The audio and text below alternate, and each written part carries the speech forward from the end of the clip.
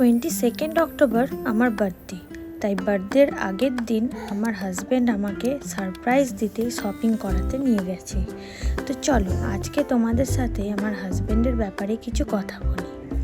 লাইফে যখন এরকম একটা পার্টনার পাওয়া যায় না, যে তোমার সব স্বপ্ন পূরণ করবে, তোমার না চাওয়াতেই তোমার অনেক ড্রিমস ফুলফিল করবে, তাহলে বিয়ের জীবনটা অনেক সুন্দর হয়ে ওঠে, যেমন আমার হাজব্যান্ড আমাকে ফিল করায়। আমার বার্থডেতে আমি না চাওয়াতেই ও আমাকে এত সারপ্রাইজ দেবে আমি ভাবতেই পারিনি। হঠাৎ করে ঘুরতে নেওয়া যাওয়া, আমার সমস্ত ড্রিমসও ফুলফিল করে।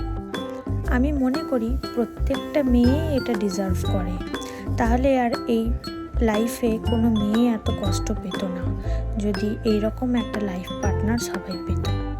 Thank you Allah for giving me the best husband. তোমার সাথে দেখা না হলে হয়তো জানতেই পারতাম না জীবনটা কতটা সুন্দর হতে পারে। সবসময় প্রে করি তুমি যেন এইরকমই সুস্থ থাকো, ভালো থাকো।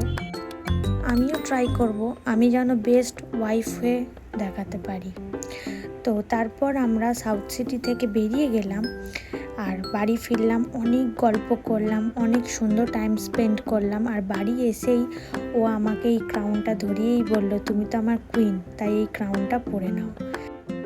এইভাবে দুজন মিলে কি সুন্দর ডেকোরেশন করে নিয়েছে।